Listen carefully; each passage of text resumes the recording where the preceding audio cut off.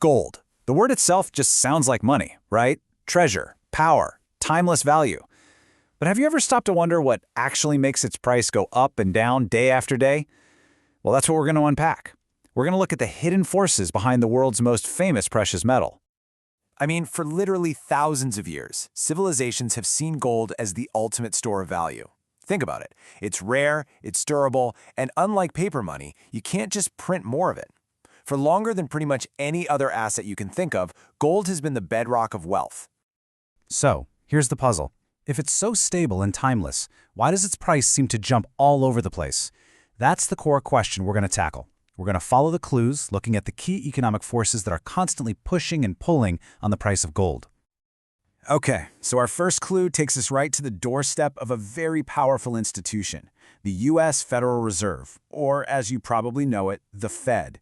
The decisions made inside that building send ripples across the entire global economy, and you better believe the gold market feels every single one. So what does the Fed actually do? Well, its main tool is something called monetary policy. Think of it like this. When the economy is sluggish, the Fed can hit the gas by lowering interest rates, making it cheaper to borrow money and get things moving. If the economy is running too hot, they hit the brakes by raising rates. So, how does this connect back to a shiny metal? Well, it has a surprisingly direct impact. Now, there's this common belief out there that when interest rates go down, gold prices go up. And it kind of makes sense, right? If your cash in the bank isn't earning much interest, a physical asset like gold starts to look a lot more attractive.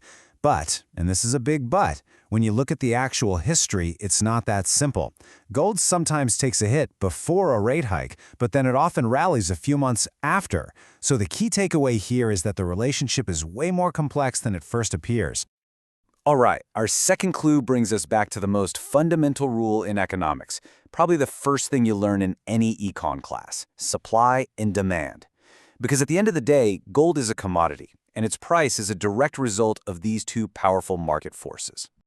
And the rule really is straightforward. If demand for gold outpaces the available supply, the price is going to go up.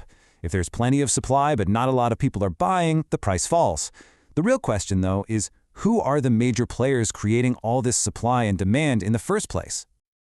On the supply side, you've got the big mining countries. Think China, Australia, and Russia.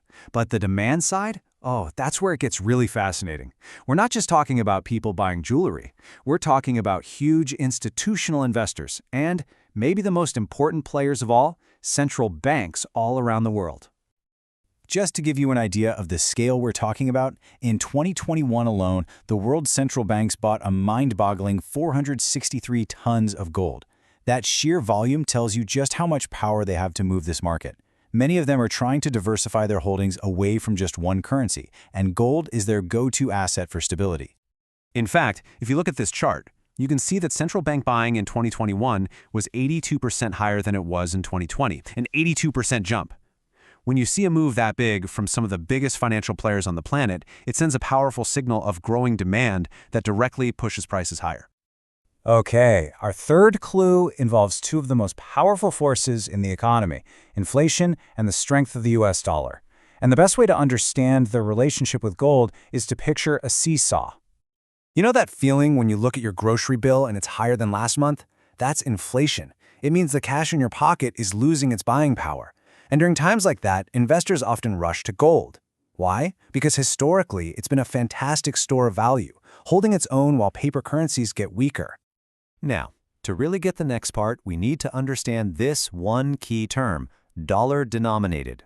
It sounds complicated, but all it means is that no matter where in the world gold is being bought or sold, its official price is always listed in US dollars, and that's super important. So let's get back to our seesaw. On one side, you have the US dollar, and on the other, you have gold. Here's how it works.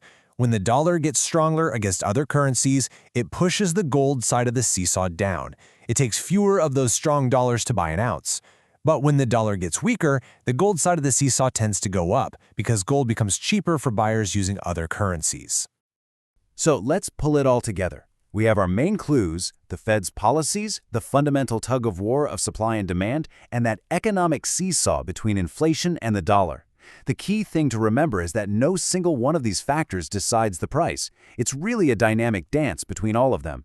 So how do we make sense of it all? You know, this quote really gets to the heart of it.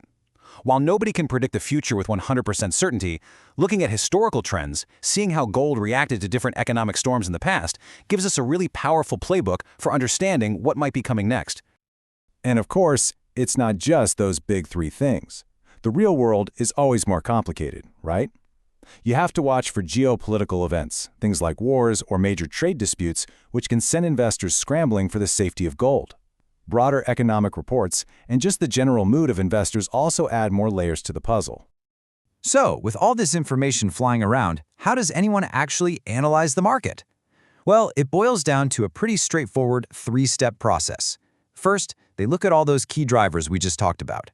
Second, they pull up the charts and study historical patterns. And third, they combine all of that with expert forecasts to build a complete picture of where things might be headed. And that brings us to the final, really important question. In a world with cryptocurrencies, with constant technological disruption and economic shifts, will gold continue to hold its ancient title as the ultimate safe haven? History certainly suggests it will, but it's only by keeping a close eye on all of these moving parts that we can truly understand its next big move.